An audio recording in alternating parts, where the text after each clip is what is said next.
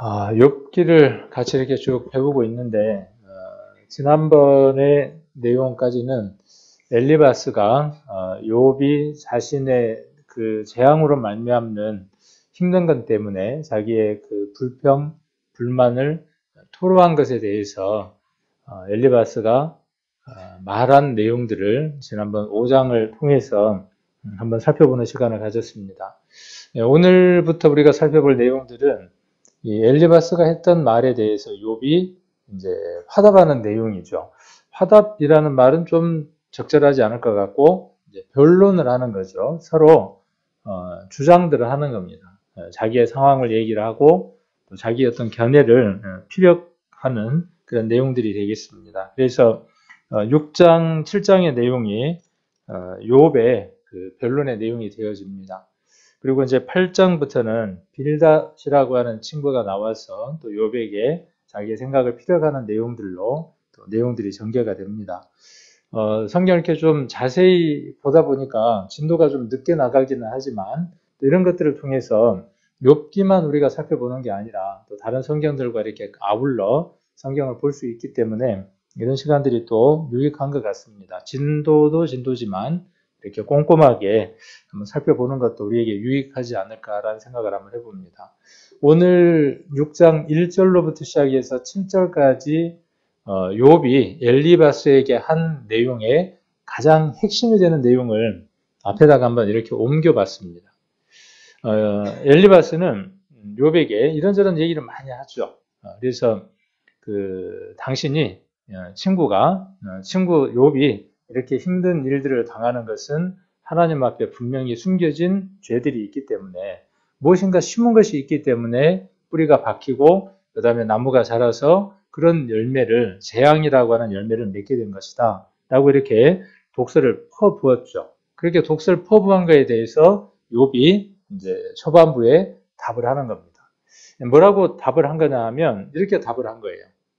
이렇게 뭐라고 답을 한 거냐 하면 네가 말하는 것은 못된 식물 같다. 이렇게 말한 겁니다. 그러니까 읽어보면서 이렇게 정리가 좀 되나요? 1절부터 7절까지 읽으면서 우리가 지난번에 아가서를 공부할 때도 이런 면들이 좀 있었죠. 아가서를 이렇게 읽다 보면 이게 뭔 내용을 이야기하는지 좀 이해가 잘 안 되고 누가 어떤 내용을 이야기하는지를 좀 이해가 잘 안 되어서 조금은 전체적인 내용들을 전달받는데 어려움이 있었죠. 먼저는 문자적인 내용들이 이해되어져야 되고 그 이후에 그 속에 들어져 있는 속뜻을 우리가 이해할 때 하나님의 말씀을 더 쉽게 또 가까이 갈 수 있는 그런 시간들이 되어집니다. 그래서 1절부터 시작해서 쭉 6절까지의 내용이 어떤 것들이냐 하면 엘리바스가 한 말이 이러이러한 것에 해당하는 것이다 라고 지금 욥이 변론을 해 나가는 겁니다. 그렇게 변론을 하면서 네가 여러 시간 동안 긴 시간 동안 그렇게 구구절절히 이야기를 했지만 그렇게 말하는 것은 내 입장에서 들었을 때 내가 지금 그 얘기를 들었을 때 먹을 만한 게 하나도 없어. 내게 지금 유익된 게 하나도 없어. 그래서 마침 무엇과도 같냐 하면 못된 식물 같아. 이렇게 지금 정의를 7절에서 내려놓고 있는 겁니다. 그래서 왜 욥이 이렇게 이야기를 했는가를 한번 1절부터 한번 살펴보면 좋을 것 같습니다. 그래서 1절에 보시면 욥이 대답하여 가로되 그렇게 지금 이야기를 하고 있죠. 5장 쭉 이야기를 해서 지난번에 우리가 배웠던 것처럼 징계에 대한 내용들도 엘리바스가 이야기하는 것들을 배웠죠. 그래서 욥이 그것에 대해서 대답을 하는 겁니다. 그래서 2절에 나의 분한을 달아보며 분과 한이겠죠. 분한이라는 것은 분하고 한스러운 것 이것이 분한이죠. 분한을 달아보며 이 달아본다는 건 어디에다가 달아보겠어요? 뒤에 저울이죠. 저울에다가 달아볼 수 있다. 근데 달아볼 수 있다 없다. 달아볼 수 없다고 이야기를 하는 것이죠. 분한을 달아볼 수 없고 나의 모든 재앙을 저울에 둘 수 있으면 가정법이죠. 만약에 라고 이야기를 하는 것이죠. 바다 모래보다 무거울 것이라 이렇게 지금 이야기를 하고 있습니다. 그래서 이 내용들을 조금씩 한번 살펴보면 나의 분한을 달아보며 라고 하는 얘기는 무엇에 대해서 지금 반박을 하고 있느냐 하면 여기 잡아놓으시고 5장 2절을 가보면 우리가 살펴보았던 것처럼 지금 너는 무엇을 심고 있다라고 지금 엘리바스가 욥에게 이야기하는 거냐 하면 분노가 미련한 자를 죽이고 있고 시기가 어리석은 자를 멸한다. 이렇게 이야기를 해서 우리가 지난번에 이 말씀을 배울 때 지금 엘리바스는 욥에게 뭐라고 이야기하고 있는 것이냐면 너는 분노로 가득 차 있고 너는 시기로 가득 차 있고 너는 어리석은 자다. 이렇게 단정지어서 엘리바스가 독서를 퍼붓고 있는 내용들이죠. 그 내용에 대해서 지금 욥이 받아서 말하는 거죠. 우리도 대화를 할 때 보면은 이런 대화들이 오고 가죠. 우리들도 보면은 누군가가 나에게 대해서 잘 알지도 못하고 막 독서를 퍼부어요. 그러면 일단 그 독설이 끝날 때까지, 한 대목이 끝날 때까지는 듣고 있어야 되겠죠. 그러다 깎아보면 뭐라 그래? 가만히 있어봐, 가만히 있어봐, 가만히 있어봐. 나도 좀 얘기 좀 하게 막 이러잖아요. 이런 내용들이에요, 지금요. 그래서 그렇게 막 엘리바스가 독설을 퍼부으니까 거기에 대해서 지금 욥이 뭐라고 이야기를 하느냐 하면 나의 분한을 달아보며 이렇게 이야기를 하죠. 거기에 대한 반박을 지금 욥이 하는 겁니다. 그래서 고통에 처한 자가 그 고통을 토로한다고 무조건 질책만 할 것이 아니라 우리는 힘들고 어렵고 고난 가운데 있으면요. 자연스럽게 무엇을 말하게 돼 있냐 하면 고통을 토로할 수밖에 없습니다. 그래서 욥이 그 고통을 토로할 때 뭐라고까지 이야기를 했나요? 차라리 내가 태어나지 말았으면. 심지어는 뭐라고까지 이야기를 했죠? 내가 차라리 죽어버렸으면.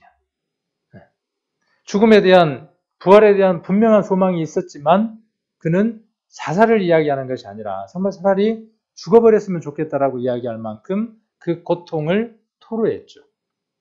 우리가 그렇게 그 고통들을 우리가 들을 때, 우리가 받을 때가 있죠. 그럴 때 질책을 하게 되죠. 대부분 우리가 그런 고통들을 이야기하거나 힘든 것들을 이야기하거나 그러면 우리는 대부분 엘리바스처럼 어떻게 대처를 하느냐 하면 네가 그렇게 고통받을 만한 일을 했으니까 이렇게 이야기합니다. 이것이 상대방에게 많은 상처를 줄 수 있다는 생각들을 하게 됩니다. 우리 딸이 와 있는데 딸하고 저하고 관계 속에서 그런 일이 있었던 것 같아요. 저는 기억을 못 하는데 아마 초등학교 다닐 때 그 학교에서 이런저런 다툼이 있었던 것 같아요. 그 다툼이 힘들고 또 억울하기도 하고 분하기도 하니까 집에 와서 그걸 누구한테 이야기를 했겠어요? 부모한테밖에 이야기할 때가 더 있겠어요? 우리도 그렇죠. 세상에 있었던 그 모든 일들을 누구에게 이야기를 하겠습니까? 그리고 누가 그걸 이해를 해주겠습니까? 우리가 겪는 그 모든 것들을. 그래서 와서 엄마, 아빠 이런 일이 있었는데 걔가 나한테 이렇게 했어요. 얼마나 억울하면 그 얘기를 했겠어요. 그럼 제가 이제 뭐라고 이야기를 해줘야 되겠죠? 여기 질책만 할 것이 아니라 이렇게 되어 있는데 저는 뭐라고 이야기를 했겠어요? 네가 뭐 그렇게 할 만한 짓을 했으니까 그랬겠지. 네. 걔가 괜히 그랬겠어? 그럼 이제 저는 누구 편이죠? 네, 걔 편. 그쪽 편이 되는 거죠. 그게 오랫동안 이렇게 마음에 남아 있었던 것 같아요. 우리도 그럴 수 있죠. 우리도 성장하면서 그런 것들이 우리들 삶들 가운데 또 있을 수 있고 교회 가운데서 그런 일들이 있을 수 있죠. 엘리바스는 욥에게 있어서 그것을 잘 간파하지 못한 친구로 5장에서 표현됐던 걸 볼 수 있습니다. 그래서 먼저 그 고통이 얼마나 심각한지를 참작해 볼 수 있어야죠. 어떤 고통이, 그 고통이 무엇으로 말미암았는가 하는 것을 잘 판단해 볼 필요가 누구에게 있느냐 하면 상담자에게, 권면자에게, 또 친구에게 있다는 것들을 우리가 이 욥기를 통해서 교훈으로 한번 받아볼 수 있습니다. 그래서 욥의 상황을 고려하지 않고 자신의 인과응보적인 변론만을 전개한 엘리바스의 태도에 대해서 욥이 드디어 반박을 하기 시작을 하는 거죠. 우리 딸이 이제 어렸을 때는 그렇게 못했겠지만 크면서 이제 조금 자기 생각이 생기고 자기 의사를 표현할 정도가 되면은 그때는 어떻게 이야기하겠어요? 그래서 어느 날 우리 대화를 한번 해보자. 그리고 나이가 좀 들어서 대화를 했더니 어느 날 뭔 얘기를 하느냐 하면 그 얘기를 하더라고요. 너 나하고 아빠하고 너하고 관계 속에서 제일 힘들었을 때가 언제야? 서운했을 때가 언제야? 그렇게 이야기하니까 옛날에 그랬을 때야. 나는 기억도 못하고 있는 그 일을. 그 얘기를 하는 걸 들었어요. 그러면 어떻게 해야죠? 뭘 그런 걸 다 지금까지 기억을 하고 있냐? 그거보다는 그래, 너가 그럴 수 있었겠구나. 내가 그런 부분에 대한 것을 이해를 못하고 미안하다. 부모가 이렇게 말하는 것을 우리는 권위가 떨어진다고 생각하기도 해요. 그러나 관계 회복에 있어서는 그런 것들이 필요하다라는 생각이 듭니다. 제가 예를 들어서 부모와 자식 관계, 제 딸과 저 관계 속에서 이런 얘기를 한 것이지만, 그래서 가정 가운데에서 우리가 자식 관계 속에서도 그렇게 우리가 이 욥기를 적용하고 우리가 배워나갈 수 있을 것이고요. 실천할 수 있을 것이고, 교회에서도 성도와 성도 관계 속에서도 이런 일들이 있을 때, 뭐 그런 걸 다 시시콜콜 다 기억하고 있냐, 뭐 그런 걸 다 잊어버리지. 사람이 그렇게 폭이 좁냐, 이렇게 할 게 아니라, 그래, 내가 그렇게 말을 했던 적이 있고 그렇게 그것이 기억 속에 남아 있다면 내가 미안하다라고 말하는 것도 용기고 관계 회복에 도움이 될 것이다라는 생각을 한번 해봅니다. 그래서 욥의 자기 변호의 의도가 이 속에 아주 많이 내포되어 있다는 거죠. 그가 당하는 고통은 형용할 수 없을 정도로 극심하여 죽음을 갈망하는 자신의 행위와 말이 자연스럽게 나올 수밖에 없었다는 뜻이에요. 내 고통이 얼마나 심했는지 네가 아느냐 그 말이에요. 그래서 아까 어디에 달아본다 그랬죠? 저울에 모든 재앙을 저울에 둘 수 있으면 둘 수 있다는 거예요, 없다는 거예요. 저울에 올려놓을 수 없을 만큼 힘든 것들이 있었다는 거예요. 내가 그렇게 불만을 토로하고 할 때 그것에 대해서 그렇게 단정짓고 독서를 퍼부을 만큼 네가 나의 모든 것들에 대해서 잘 아느냐라고 지금 말하는 것이죠. 3절에 바다 모래보다도 무거울 것이라 이렇게 이야기를 했죠. 바다 모래보다 무거울 것이다 그랬어요. 이런 표현이 성경에 종종 나오죠. 어디에서 볼 수 있던가요? 바다 모래보다 무겁다. 좀 비슷하게 바다 모래보다 많을 것이다. 뭇 별보다 많을 것이다. 하늘의 별보다 많을 것이다. 이런 표현들이 어디에서 한번 본 것 같죠. 우리가 아브라함에게 하나님이 복을 주실 때 이렇게 표현했던 것도 우리가 볼 수 있죠. 그래서 많다라고 하는 것들로 이 바다의 모래를 표현하기도 했지만 여기서는 많다라는 표현보다는 비교라고 제가 이야기를 해뒀습니다. 비교. 많은 수를 상징할 때도 바다의 모래보다 많다 이렇게 표현이 되어졌지만 여기서는 고대 히브리인들은 허다한 모래가 무거움의 대명사로 이렇게 표현을 했습니다. 우리가 모래가 무겁나요? 안 무겁나요? 모래가 가볍죠. 그런데 한두 개는 가볍지만 그것들이 많아지면 어느 바위보다도 무거워지죠. 이런 표현이 어디에 숨겨져 있느냐 하면 잠언에 보면 숨겨져 있습니다. 여기 잡으시고 잠언 27장을 한번 보겠습니다. 잠언 27장 3절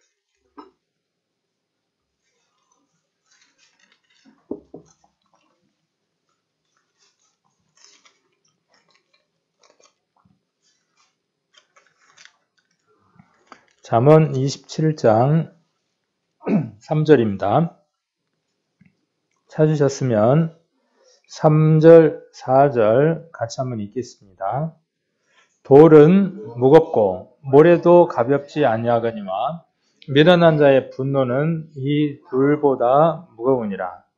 부는 잔인하고 노는 창수 같거니와 투기 앞에야 누가 서리요. 자, 돌은 그렇죠? 돌은 무겁고 모래도 가볍지 아니하거니와. 그러니까 모래가 가볍다는 거예요, 무겁다는 거예요. 무겁다는 얘기죠. 그래서 우리가 이걸 전도 집회 때 이렇게 죄에 대한 이야기를 할 때 쓰기도 합니다. 죄가 작은 죄도 있고 큰 죄도 있죠. 죄가 모래만큼 아주 작은 그런 죄가 있기도 하고 그 다음에 큰 바위만큼 큰 죄가 있기도 하죠. 작은 죄, 모래보다 작은 죄도 지옥에 가고 바위보다 큰 죄도 어디 가느냐 하면 지옥에 갑니다. 그렇게 우리가 이야기할 때 이 성경 구절을 인용해서 이야기하기도 합니다. 바닷물에다가 모래알 하나를 떨어뜨려도 바닷 밑으로 내려앉고 큰 돌을 바닷물에다가 띄워도 내려앉고 이렇게 이제 표현할 때 이 말씀을 우리가 또 전도 집회 때 죄 이야기할 때 이렇게 인용을 해서 이야기하기도 합니다. 그래서 돌도 무겁고 모래도 무겁다는 것이에요. 자, 그것처럼 미련한 자의 분노라고 이야기를 하죠. 미련한 자의 분노. 분노는 이 둘보다 무거우니라 그랬죠. 그러니까 분노가 얼만큼 무겁고 큰 것인가는 거에 대한 것들을 자문이 우리에게 교훈으로 이야기해 주고 있죠.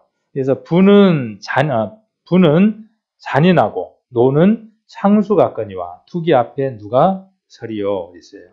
분은 잔인한 거랍니다. 그리고 분과 노는 조금 차이가 있죠.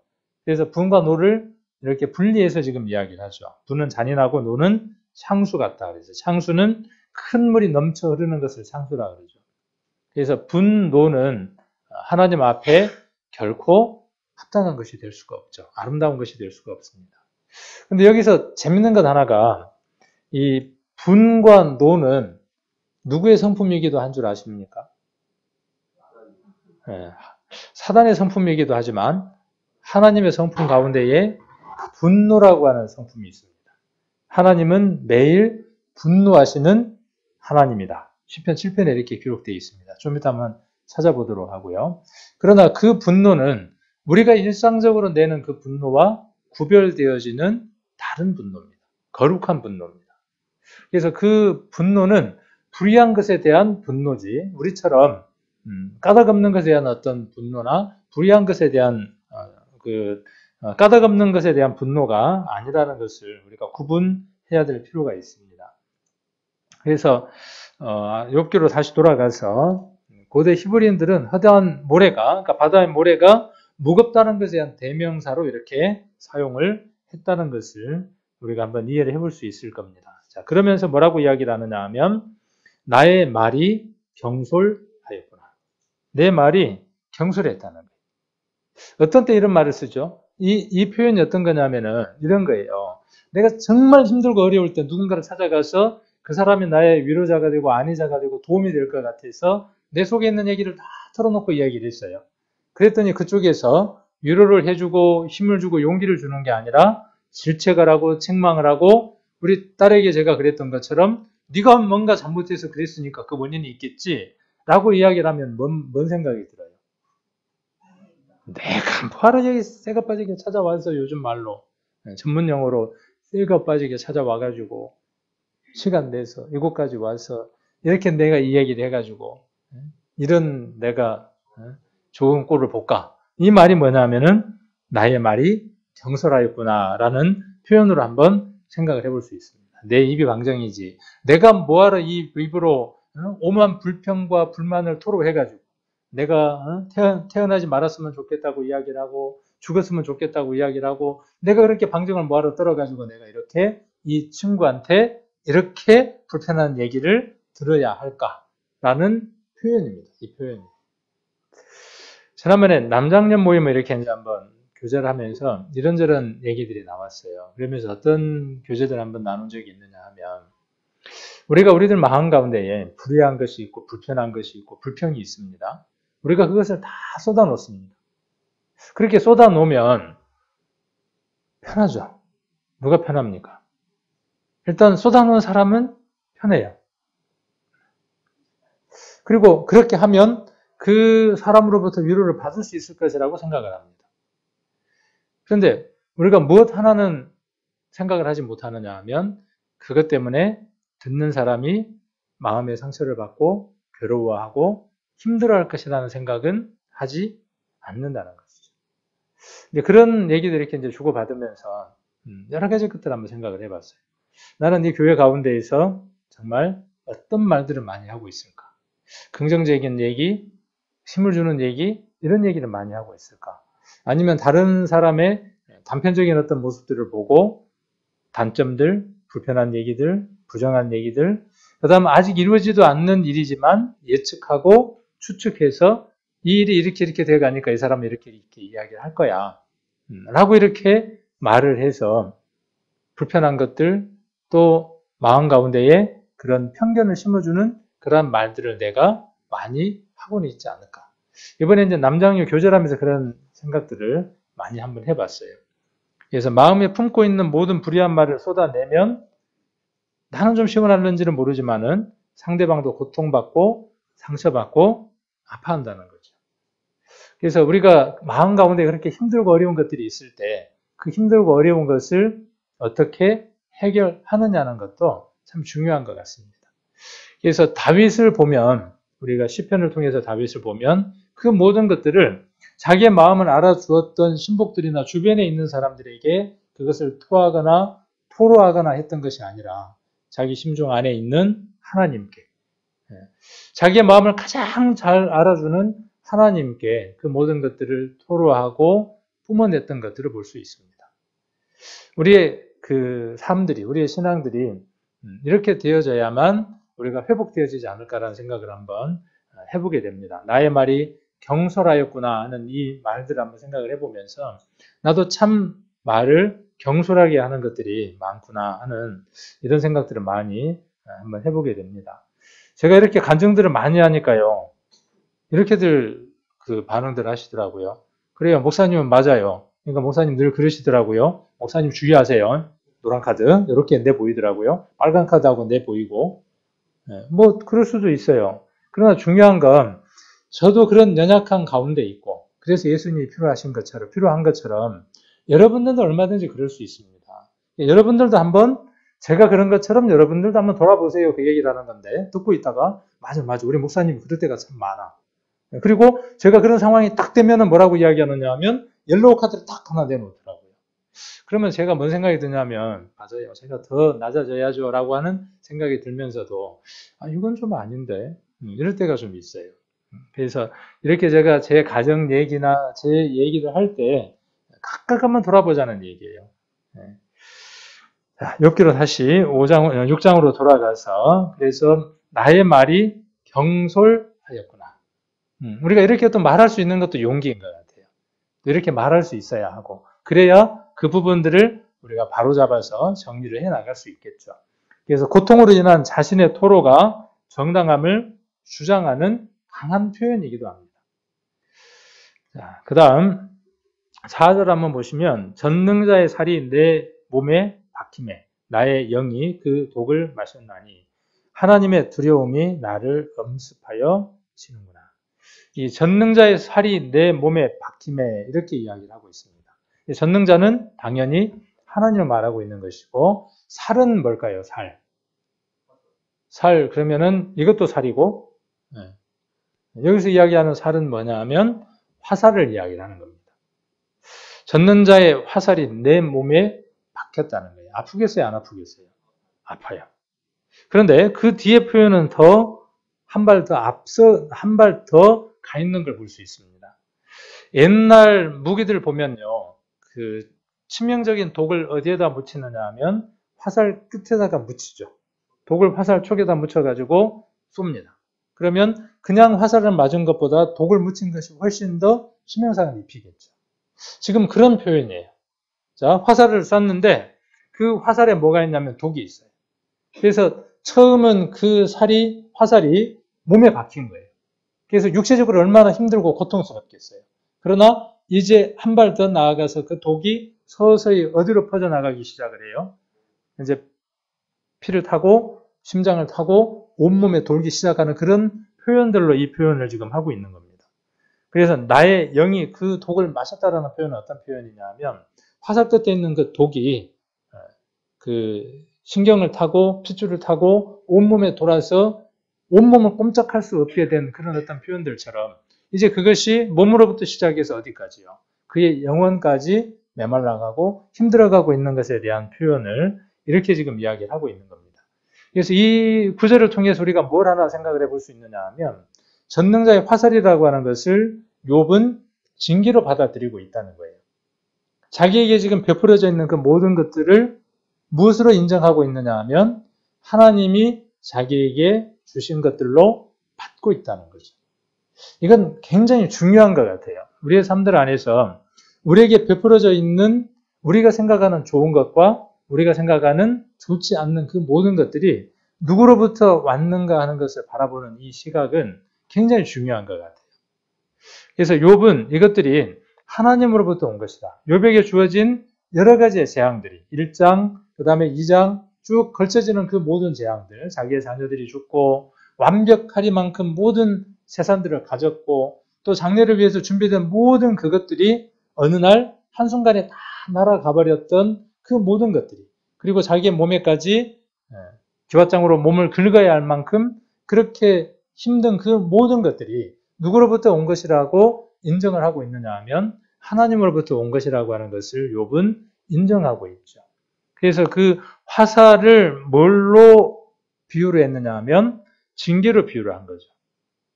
하나님의 징계 또는 재앙으로 이렇게 욥이 이야기를 하고 있습니다. 예레미야 애가를 한번 보겠습니다. 욥기를 잡아 놓으시고 욥기 잡으시고 예레미야 애가 예레미야 애가가 어디에 있죠?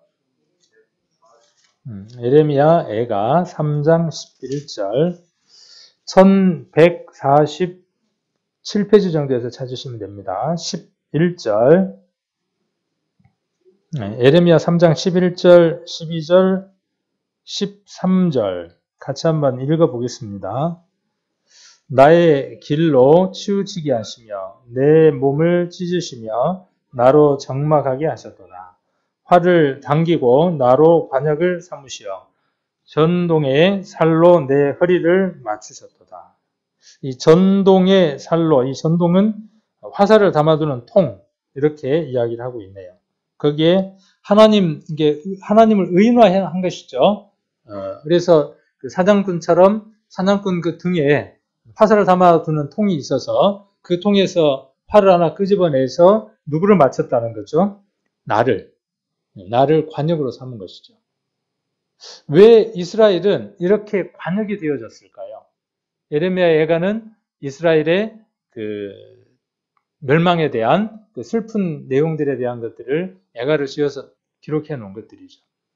하나님의 마음을 아프게 하고 우상을 숭배하고 하나님을 떠났던 것들 때문에 이스라엘에게 재앙이 있었고 징계가 있었던 것처럼 우리 인생의 삶들 가운데에도 이스라엘과 별반 다를 바가 없다는 거죠. 우리는 욥기를 통해서 죄가 없이도 우리에게 환난이 올 수도 있다는 것들을 배우게 되고 또한 무엇도 배우게 되느냐 하면 우리가 하나님을 거스렸을 때 하나님이 징계를 내리신다는 것도 욥기를 통해서 함께 배울 수 있습니다. 그래서 활을 당기고 나로 관역을 삼으셨다 그랬어요. 하나님이 관역을 삼아서 쏘면 어떻게 되겠어요? 빗나가는 화살은 없겠죠. 백발백중이겠죠. 그 화살이 우리들에게 맞으면 욥이 그렇게 느끼는 것처럼 우리들 삶들 가운데에 그런 고난과 환난들을 겪게 되겠죠. 신명기도 한번 찾아보겠습니다. 욥기 잡아두시고요. 그대로 신명기 32장입니다. 32장 23절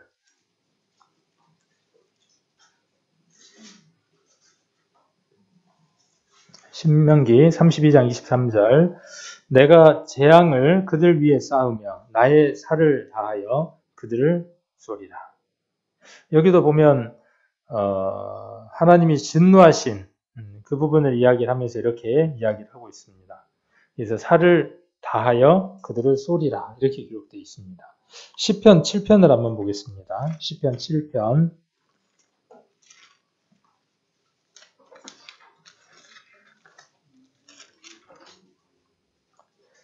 시편 7편 11절 807페이지 시편 7편 11절입니다. 하나님은 의로우신 재판장님이시여 매일 분노하시는 하나님이로다.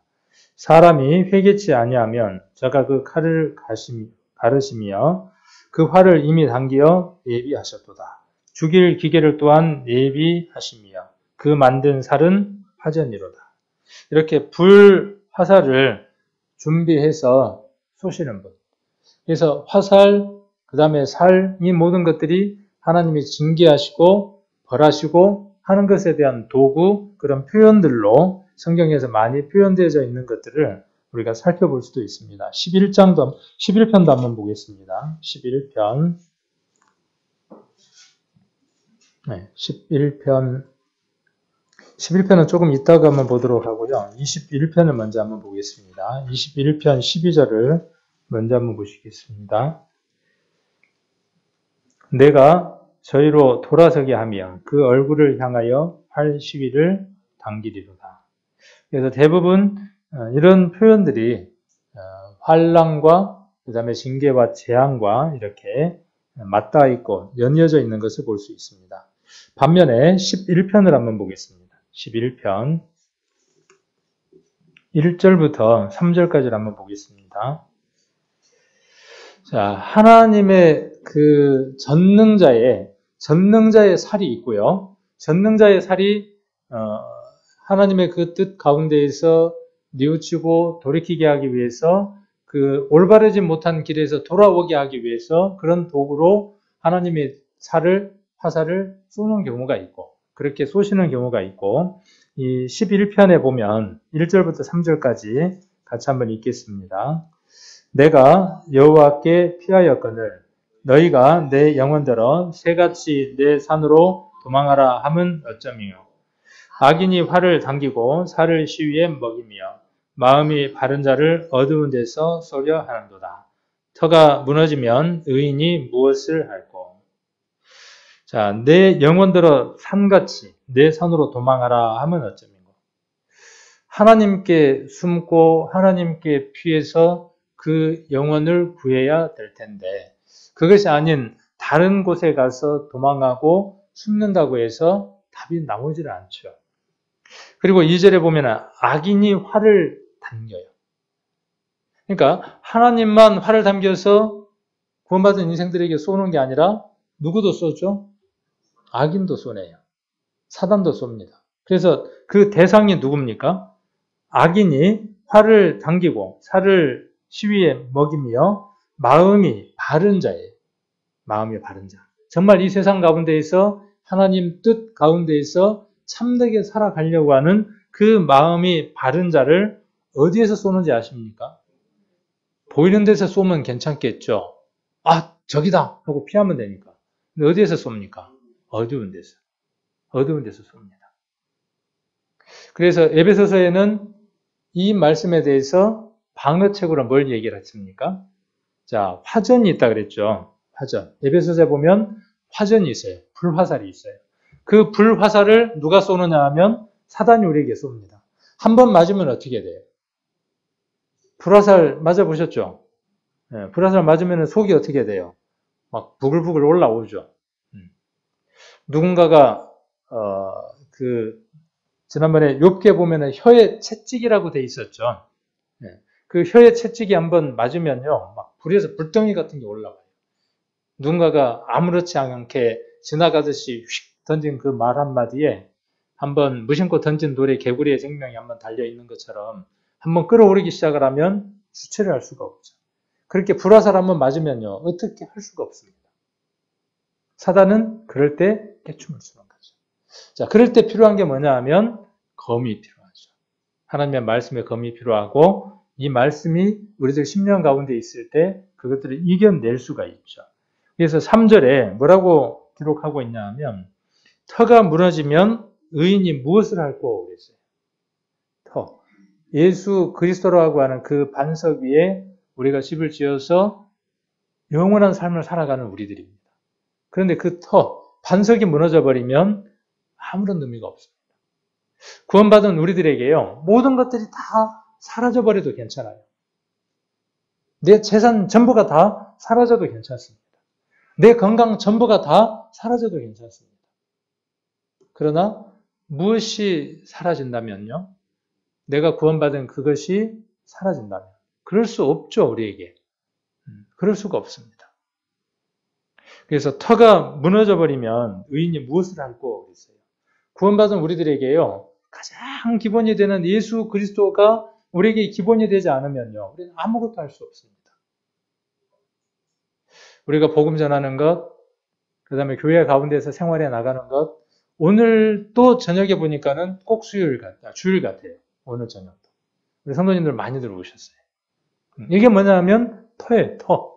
기본인 겁니다. 예배에 참석하는 것, 우리가 기도하는 것, 말씀 보는 것, 서로 섬기는 것, 복음 전하는 것, 이게 뭐냐면 터예요, 터. 이건 누가 우리를 이렇게 만드느냐 하면 우리 안에 있는 그리스도가 우리를 이렇게 만들어가는 겁니다. 내가 노력하고 힘써서 되는 것이 아니라 내가 그리스도인이라고 하는 그 가장 작은 표현들, 그 표들이 뭐냐 하면 내가 말씀을 읽는 것이고 기도하는 것이고 복음을 전하는 것이고 예배에 함께 동참하는 것이죠.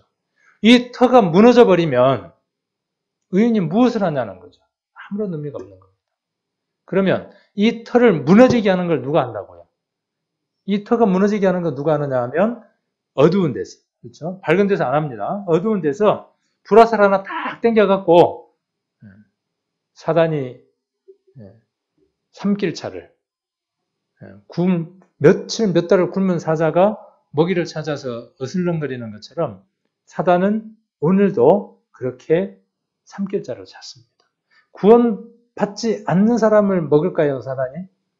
사단은요, 구원받지 않는 사람들에게 절대로 불화살을 쏠 이유가 없습니다. 구원받지 않는 사람을 먹을 이유도 없어요. 왜요? 이미 누구 거니까요? 자기들 거니까. 그러나 구원받은 사람은 어떻게 하려고 하는 거죠? 터를 어떻게 하는 겁니까? 흔들어 버리는 겁니다. 어떻게든 교회를 못 나오게 하는 겁니다. 어떻게든 성도를 보기 불편하게 만드는 겁니다. 어떤 이유든 간에. 그렇게 해서 뭘 하지 못하도록요? 그 터가 든든해지지 못하도록 하는 겁니다. 자, 욥기로 다시 돌아가서 그래서 욥은 이러한 모든 것들을 하나님이 주신 것으로 인정했다는 거예요. 하나님이 내게 그 화살을 꽂으셨다는 것을 인정하는 거죠. 그러니까 우리가 이 화살이 하나님으로부터 온 화살인지 사단으로부터 온 불화살인지를 구분할 필요가 있습니다. 자, 그래서 재앙을 하나님이 주신 것으로 인정을 했습니다. 그런데 왜 이것이 내게 왔는지를 아직까지 답을 욥이 정확하게 찾지를 못했어요. 그래서 갈등하고 있고 힘들어하고 있습니다. 그래서 7장 20절을 보면 욥기를 한번 보겠습니다. 욥기 7장 20절.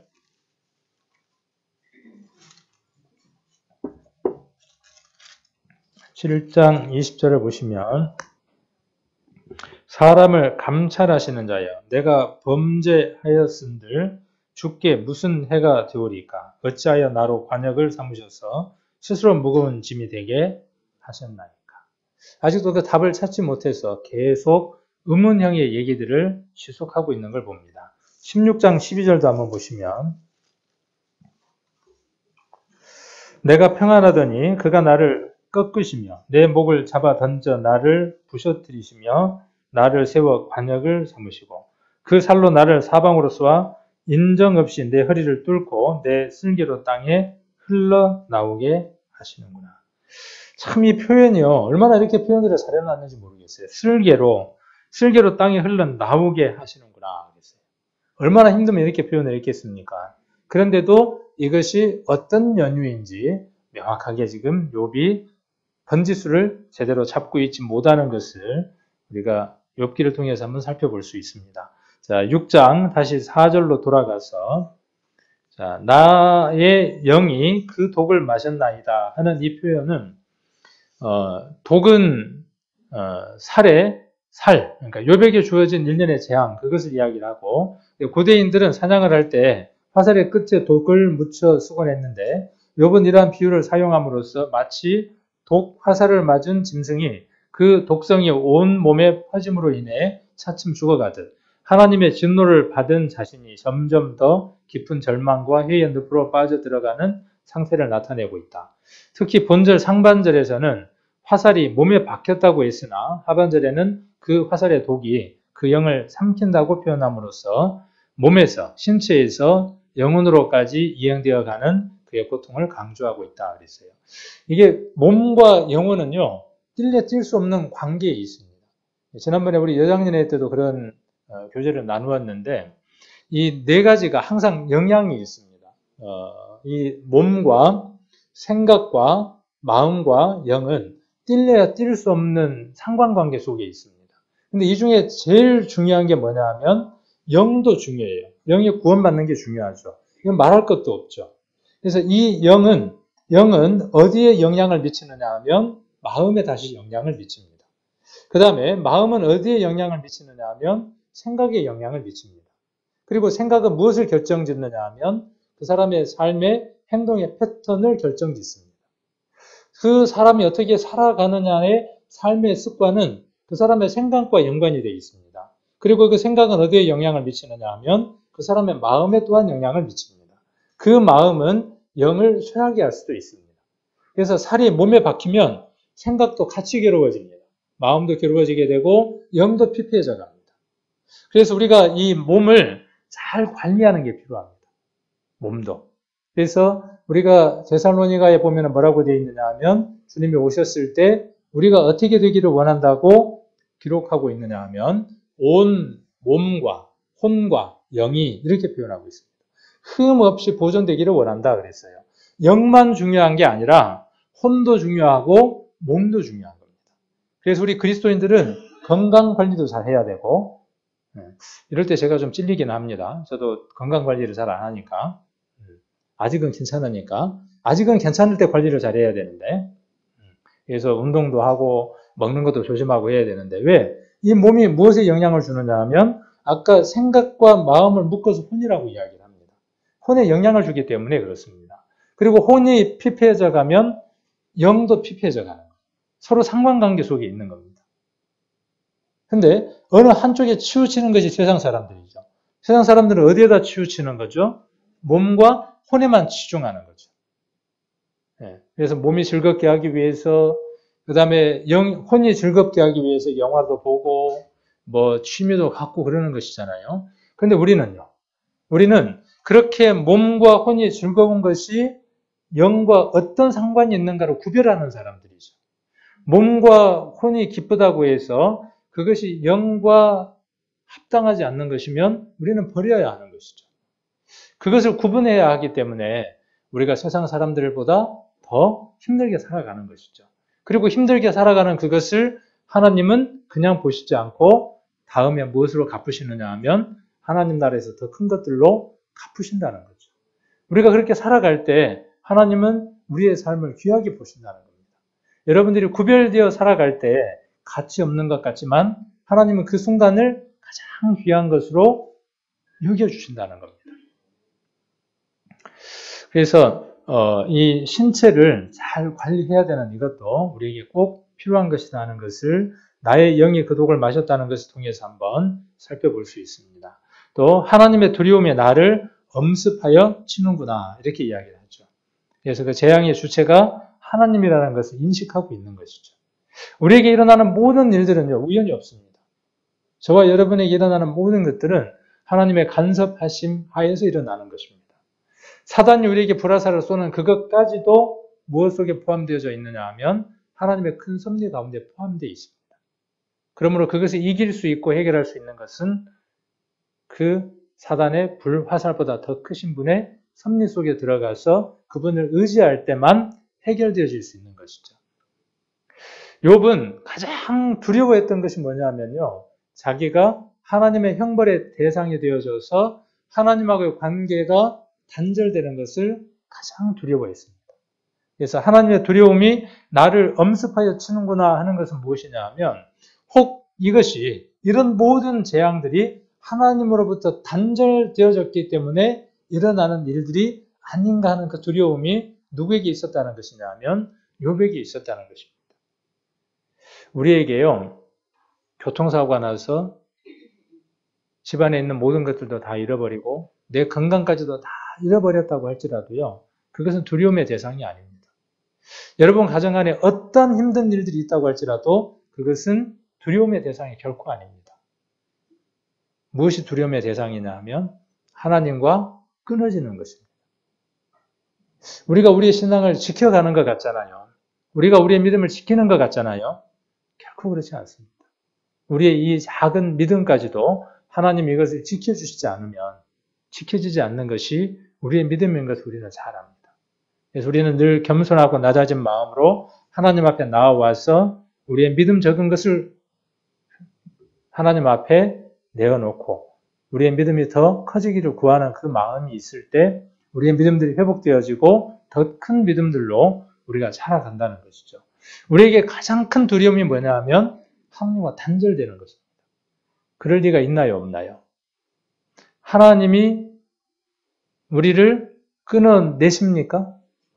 하나님은 결코 우리를 끊어내지 않습니다. 우리가 로마서라든가 전도집회 때 들었던 것처럼 하나님이 우리를 하나님의 것으로 취했기 때문에 어떤 것으로든 무효화시킬 수 없습니다. 하나님은 그 약속을 결코 무효화시키지 않습니다. 성경 전부의 내용이 그 내용이니까. 그러나 그것을 누가 무효화시킬 수는 있어요. 저와 여러분이 그것을 무효화시킬 수 있습니다. 누구처럼요? 가롯 유다처럼요. 가롯 유다는 하나님 안에서 이미 언약되어진 그 언약을 거부한 자의 대표자입니다. 저와 여러분도 삶을 살아가면서 그런 사람이 되어줄 수 있습니다. 그래서 늘 낮아진 마음으로 겸손하게 은혜를 구하는 마음으로 살아가지 않으면 우리도 그러한 가능성들이 있는 나약한 인생들이라는 것이죠. 자, 그 다음 5절을 보시면 들나귀가 풀이 있으면 어찌 울겠으며 소가 꼴이 있으면 어찌 울겠느냐. 이 얘기를 왜 욥이 했을까요? 들나귀가 울어. 왜 우냐는 거죠, 지금. 욥이 지금 이야기하고자 하는 얘기가 뭔 얘기죠? 들나귀가 배가 고프니까 지금 어떻게 한다는 거예요? 운다는 거예요. 소가 우는 이유가 어디에 있다는 거죠? 꼴이 없으니까 운다는 거예요. 지금 이 얘기를 누구에게 지금 하고 있는 거예요? 욥이 엘리바스에게 하고 있는 거죠. 지금 뭔 얘기라는 거예요, 이 얘기는? 내가 지금 왜 이렇게 불평불만을 이야기하고 죽고 싶다고 이야기를 하고 힘든 이 얘기를 내가 왜 하는지 알아? 다른 표현으로 내가 들나귀나 소가 돼가지고 내가 왜 이렇게 우는지 알아? 내가 먹이가 있으면 울겠어? 지금 그렇게 이야기를 하는 겁니다. 원인 없이, 이유 없이 내가 지금 이렇게 이야기를 하고 있겠냐는 거죠. 그래서 일상적인 소재를 사용해서 자기의 주장을 지금 표현하는 거죠. 내가 불평불만하는 데에는 그만한 이유가 있다는 자기 변호를 하고 있는 겁니다. 그래서 소나 나귀의 울음이 자기의 비판을 비유하고 있는 것이죠. 그래서 미련한 것, 시기하는 것이라는 그것으로 말미암아 하나님으로부터 어떤 죄가 왔다라고 이야기하는 엘리바스의 그 인과응보의 사상을 책망하고 있는 그런 내용이 5절의 내용이 됩니다. 또 6절을 보시면 싱거운 것이 소금 없이 먹히겠느냐. 싱거운 게 소금 없이 먹히겠어요? 이 얘기가 뭔 얘기냐면 이런 얘기예요. 음식에 간이 안 맞는데 먹을 수 있어요, 없어요? 진짜 먹기 힘든 게 뭐냐면요. 음식에 간이 안 맞는 거죠. 그런 음식 드셔보셨어요? 배가 고프면 먹겠죠. 마지못해 먹겠죠. 지금 이 얘기는 무슨 얘기냐면요. 엘리바스를 두고 지금 뭐라고 이야기를 하는 거예요? 엘리바스가 욥에게 말한 그 모든 것들이 마치 무엇과도 같다는 거죠. 간이 안 된 음식 같다 그 말이에요. 아니 음식이 간이 맞아야 먹을 거 아니냐는 거예요. 적당한 간이 되어져 있어요. 간이 안 맞은 음식은 토해 버릴 것처럼 그런 느낌이 들죠. 맹맹하니 그러면은요.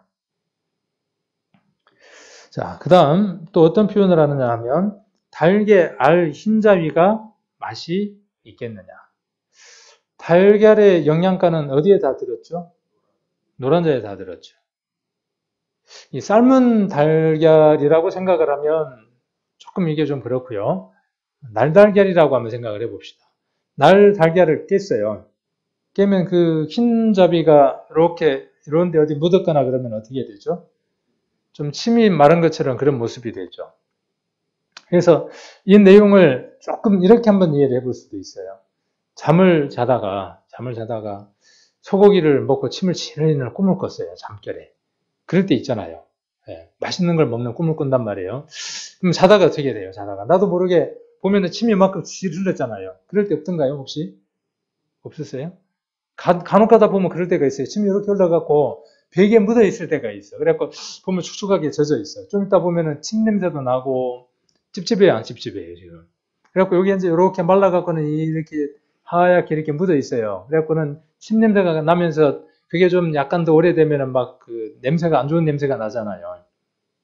그 느낌. 지금 그 느낌을 전달하기 위해서 닭의 알에 흰잡이라는 표현을 썼어요. 네, 이렇게.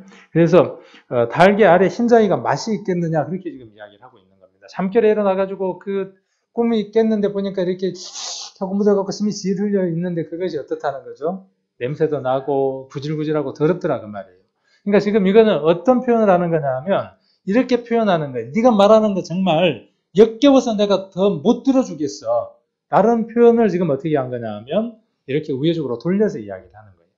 직선적으로 표현하면 어떻게 표현하는 거예요? 지금 제가 이야기하는 것처럼 네가 말하는 거 내가 구역질이 나서 도저히 못 듣겠어. 시궁창 같아. 네가 지금 쏟아내는 말이 정말 시궁창 같아. 더러워서 죽겠어 지금. 시터마우스에. 지금 이런 느낌이 뭐냐 하면 지금 이 6절의 얘기예요. 달게 알 흰자가 맛이 있겠냐. 영양가 없죠. 정말 영양가 없는 거죠. 그래서 엘리바스의 권면이 욥에게 무미건조해서 아무런 의미가 없다는 거예요. 영양가가 없다는 거예요. 그 얘기를 지금 어떻게 표현한 거냐 하면 지금 6절에 싱거운 것이 소금 없이 먹히겠느냐. 달게 알 흰자이가 맛이 있겠느냐. 이렇게 표현을 하고 있는 겁니다. 자, 그리고 이런 것을 만지기도 그랬어요. 7절에 이런 것을 만지기도 내 마음이 싫어하나니. 아까는 먹기도 그랬죠. 먹기도라고 이야기를 했는데 5절 6절에서는 엘리바스의 변론을 먹기 싫어하는 음식에 비유했어요. 근데 여기서는 지금 무엇에다가 비유했냐면 만지기조차 하는 음식에다가 지금 비유하고 있는 겁니다. 그래서 감정적으로 지금 어떻게 돼 있는 거예요? 아까 제가 표현한 것처럼 뭐하고 똑같다고요? 네가 말하는 거 정말 시궁창 같아. 냄새가 나서 도저히 못 들어주겠어. 이렇게 지금 욥이 강하게 지금 격양돼 있는 거죠. 엘리바스가 길게 말했던 그것에 대해서 지금 보글보글 끓어오르는 모습을 이렇게 표현을 해주고 있는 겁니다. 그리고 못된 식물같이라고 하는 번역을 다른 번역들에 보면 이렇게 번역되어 있습니다. 나를 아프게 하는 음식, 나를 짜증나게 하는 음식. 그러니까 엘리바스의 얘기가 욥에게 무엇과 같다는 거죠? 못된 식물과 같다. 지금 엘리바스의 모든 얘기가 무엇으로 들려지느냐 하면 욥을 아프게 하고 짜증나게 하는 말로 들린다 하는 표현을 7절에서 지금 이렇게 이야기를 하고 있는 겁니다. 저는 이런 그 욥기에 나와 있는 내용들을 보면서요. 나는 누군가에게 말을 할 때 어떤 말들을 하고 있을까? 상대방이 나의 말을 들을 때 정말 달고 정말 필요한 얘기로 잘 받아들이는 그런 얘기를 내가 하고 있을까? 아니면은 이 엘리바스의 말처럼 못된 식물이 돼서 다른 사람을 아프게 하고 다른 사람을 짜증나게 하는 말을 내가 하고 있을까? 말도 먹는 거죠. 그렇죠? 어떤 의미로 말도 뭐냐면 상대방의 말을 내가 받아 먹는 거죠. 우리 그 성경을 기록하게 할 때 그런 표현이 있잖아요. 받아 먹으라 하는 그 표현이 있었던 것처럼 우리가 하나님의 말씀을 받아 먹는 것처럼 또 다른 누군가의 말을 들어서 그것을 내가 먹으면 내게 무엇이 되어지느냐 하면 훈계가 되고 교훈이 되고 그 다음에 앞날을 밝혀줄 수 있는 등불이 되어지기도 하죠. 우리가 이 교회 가운데에서 어떤 말들을 할 것인가. 저도 여러분들도 못된 식물이 아니라 누군가를 아프게 하는 짜증나게 하는 그런 말이 아니라 그 짜증을 식혀줄 수 있고 힘든 것들을 삭혀줄 수 있는 그런 말을 할 수 있는 그런 우리 성도님들이 또 제가 됐으면 하는 마음이 오늘 욥기 6장 1절로 이렇게 7절을 보면서 마음 가운데에 생각이 되어져서 이 말씀을 같이 한번 교제를 해봤습니다.